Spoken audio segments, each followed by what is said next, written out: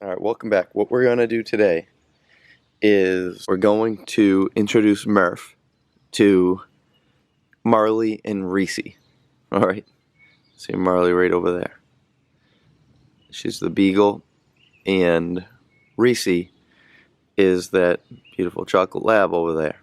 So we've got two beautiful female puppies, 1.5 years, for Murph to be introduced to for the first time. We're going to get to see how he does. Alright, right now you can see him hiding up on the deck. He's sniffing the air. Good boy. Alright, so he sniffed at them. Now here he comes. Good dog. Good boy. You can see him start to go right towards them.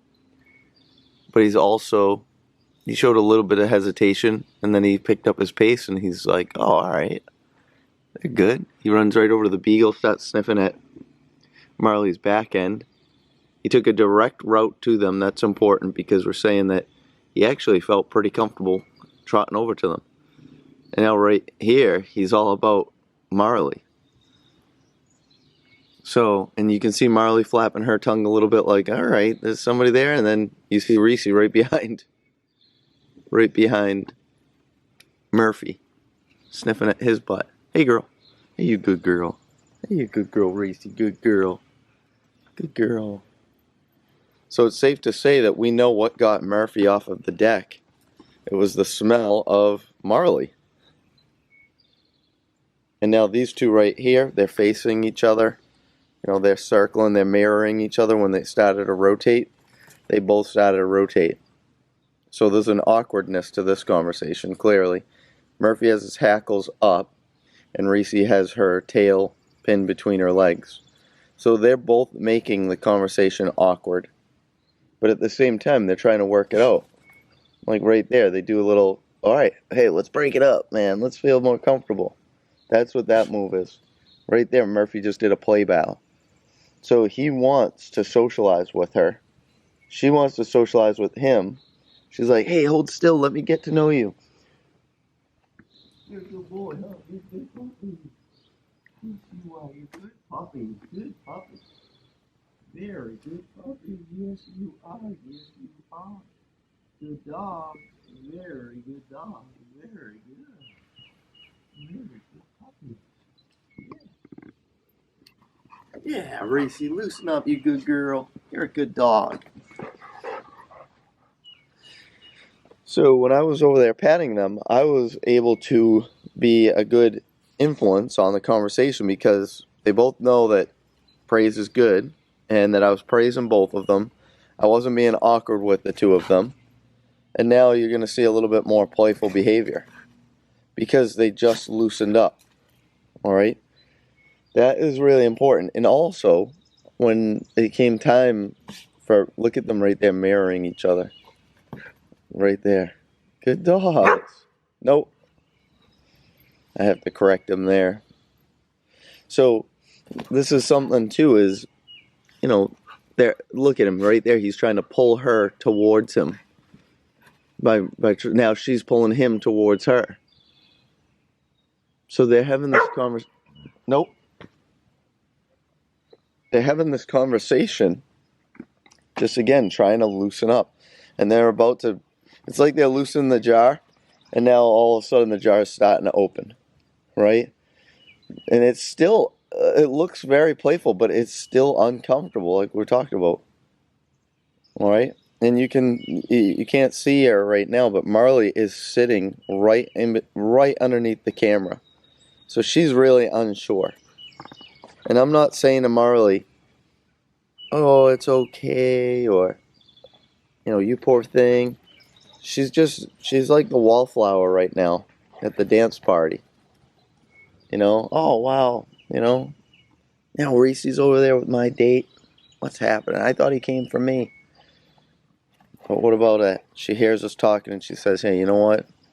They look like they're having a pretty good time. It looks like they're pretty safe out there. Maybe I should check this out a little bit more, but I gotta be hesitating. I don't know. Will he say yes? I don't know. Hey, how's it going? Right? And now she's yielding back. But she just pushed it a little bit, right? So she's gonna do the same thing where she's gonna she's going to be reluctant, and then she'll start to go out, and then she'll come back in, and she'll start to go out and start to play a little bit more with them, and then you'll see her loosening up a whole lot. Just like you're seeing with them. They're loosening up with each moment, but you can see Reese's tail is still right where? Right pinned up against her back end. So she's being submissive and playful, but she wants to be happy-go-lucky. Murphy's being more happy-go-lucky right now. Good dogs. You're good puppies, so let's see if I can influence a little bit more. Good dogs. Very good puppies. Good. Yes, you are good dogs. Yes, you are. Good babies. Good puppies. Good dogs. Hello, Marley. So just with your voice, I mean, I'm just sending my voice out saying, hey, you guys are doing great. And while I'm doing that, they're like, oh, I hear you. I'm going to loosen up a little bit more. But look at this. Look at all that language that they were just using. Play bow, being inviting, mirroring each other. Yeah, good girl, Reese. Good girl. Good girl. Very good girl.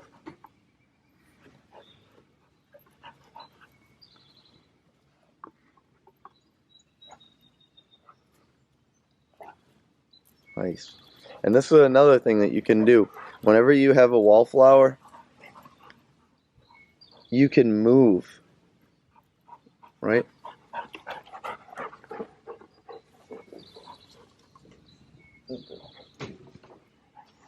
Murph. Here, boy. Murphy's not typically a happy-go-lucky. No, not at all. So what you can see here too is that Murphy's up on the deck. And now where is Marley? Marley is checking them out. Checking out their conversation. Feeling like, oh, all right, let me go ahead and find out what's going on. And she's putting herself out there. Now she gets approached by Reese, who she's been with Reese. And she's totally cool, like, all right, yeah, check me out. That's good. She even looked at her leg for her. And those two are just out sniffing around. Good dog, buddy. Murphy's a good boy. Good boy, buddy. Buddy. Good dog.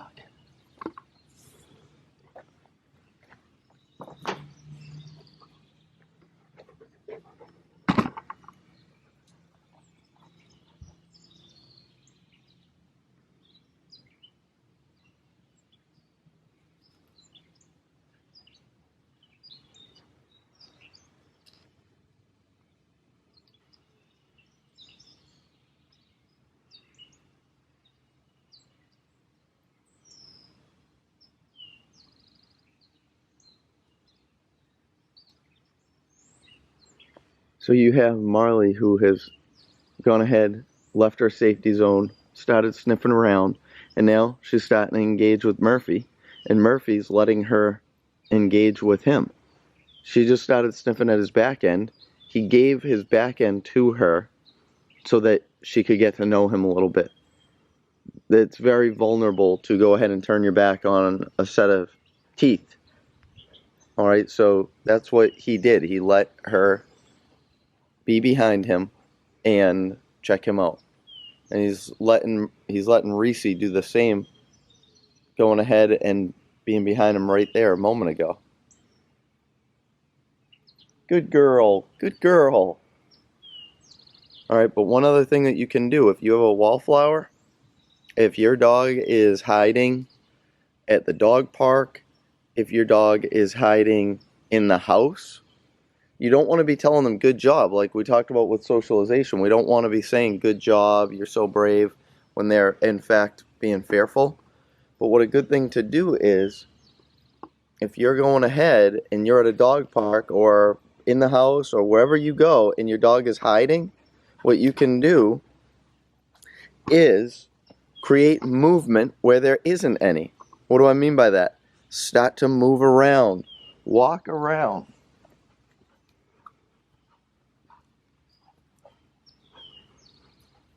Just mill about. moving around changes the conversation because there's something new happening. I'm just moving around. So when I move around, no matter if I'm just walking in circles, I might feel a little funny doing it. But what happens is everybody else is aware that I'm moving around. So they loosen up more.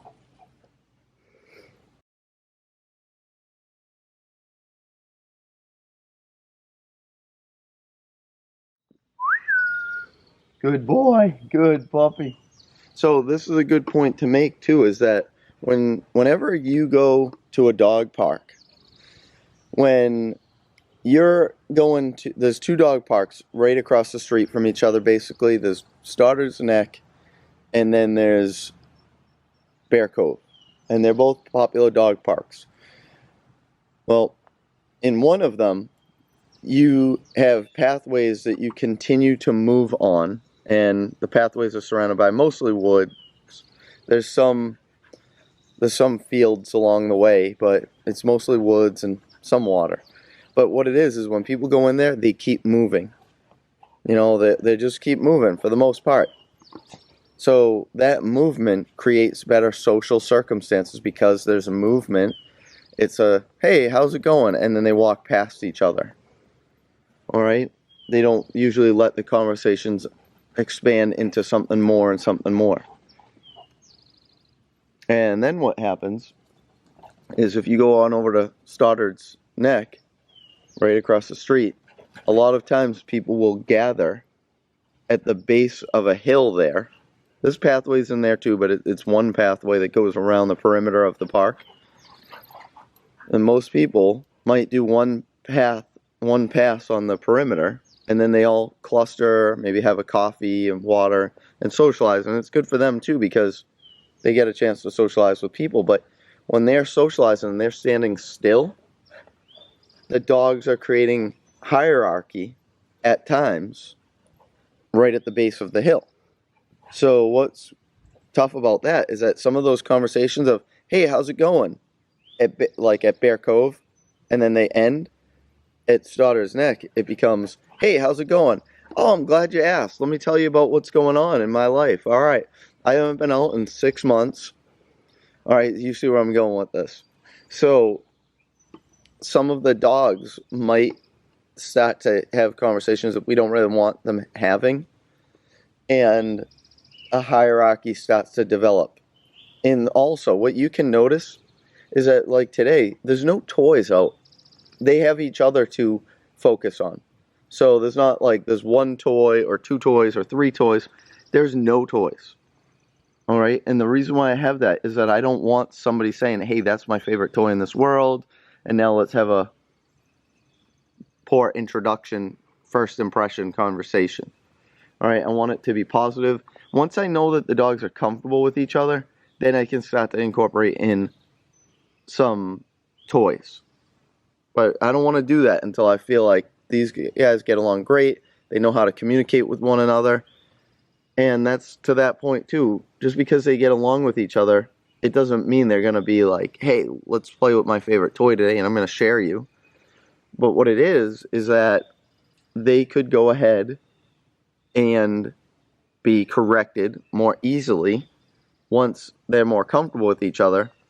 They could be corrected by each other or by whoever's supervising. All right, so that's really important, is do not have toys with dogs that are just meeting each other. All right, they could be the nicest dogs in the world, but if that's their favorite toy, maybe they're going to say, no thanks. That's my favorite toy. All right, so you guys can see this is, Murphy's coming out of his shell, like you guys know. But these are two more dogs that he's meeting. And what we see is that Murphy used to be like Marley. She's a social girl, but she's a little bit overwhelmed. She's somewhere new. She's with new dogs. They're bigger. And it's just something that she's got to go ahead and get used to. And by the way, at the same time that she wants to get used to them, she also wants to get used to the environment because she's all about her nose. If we teach her how to use her nose, she'll find anything you want. that you can see. Her world is more, let me see what I can smell, instead of what can I see and what can I do, right? Good dogs, very good dogs. Very good dogs. Yes, you two up there, Marley. I see you, girl. Looking on over.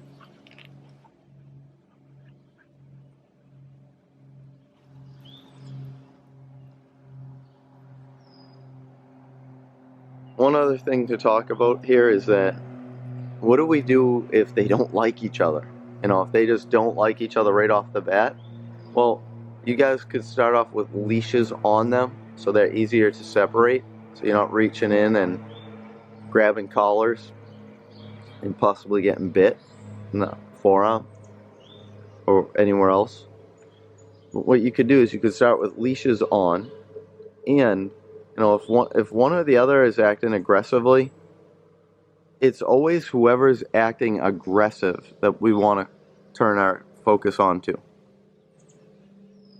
So if somebody was acting aggressive, what we'd want to do, hello, you sweet girl.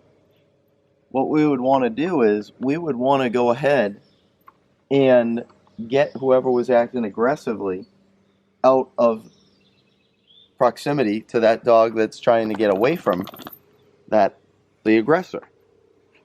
So how would we do that? We'd do that with the leash on. If we didn't have a leash on, how would we do it? Well, there's a lot of answers to that.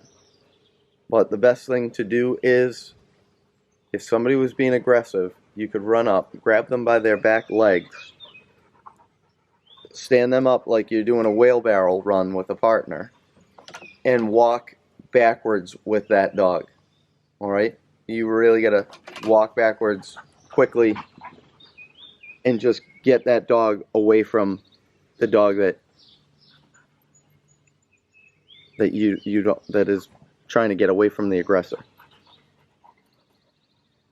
Alright? Good puppies. Good puppies. You are good puppies. So, yeah, look, even Murphy's starting to use his mouth a little bit. He's doing that in a playful way. You know, when is enough enough? Enough is enough when someone is trying to get away from the other dog. And you could see that with Marley when they were walking towards her. She wasn't running away, but clearly she was not engaging them. She was moving away from them. So when you see that, you know, all right, well, right now she's just walking away. And if Murphy or Reese were running at Marley and biting at her ears and her feet and her tail, and she's like, I'm just trying to get out of here, and then she's picking up her speed, trying to get out of there. All those factors were like, hey, let's get the other dogs away from her. And you could do that by distracting, clapping your hands. You could do that by whistling. You could do that by drawing attention to yourself in some way, and then potentially leashing them up if they wouldn't leave her alone. Alright? But if you have somebody that has poor social skills, who is a bully or won't work it out, then the best thing to do is get a trainer and do training with that dog so that if you say no, at least the dog will stop. Alright? Guys, I hope that this is a fun video for you guys to see. Remember, you know, Murphy used to be like Marley, really hesitant, really reluctant. You know, every time that they engage her right now, she withholds. When they yield their space, like right there, they started to go away from her, and she started to move forward. As soon as they turned back around, she stopped. Alright, so, and then she's back at her nose. Yeah, look at that solicitation. Reese's like, come on over. Stop being so hesitant. And now you got the keyed up, well-timed scratch from Marley, which is like, oh, I'm so itchy because I'm so nervous. Alright.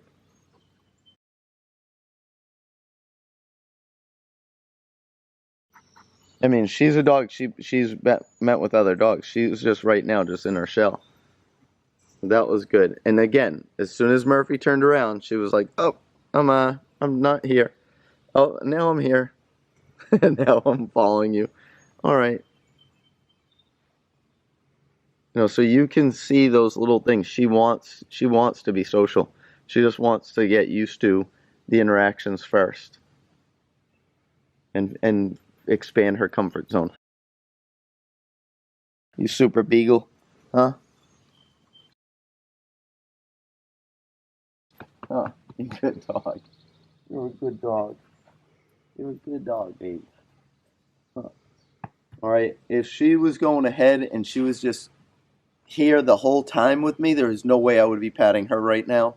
I'm patting her because she went on out. She was social. She came on over like, hey, I was just out there in the field. I'm in the heat. She comes over. I'm going to pat her. She's not being fearful there. Okay? That's important to distinguish. Guys, I hope that you enjoyed today's video. All right? It was very good to mix it up a little bit more. Some more material. Something that a lot of people have a lot of questions about. We're going to go ahead, do some more long line tomorrow. All right? We've got some days left. Keep going with your long line. Absorb the information on motivation and socialization, all right? And what we're going to do, we're going to drive home strong the next days with the long line and then take the long line off, all right? Look forward to seeing you guys next time. Thanks so much. We'll see you soon.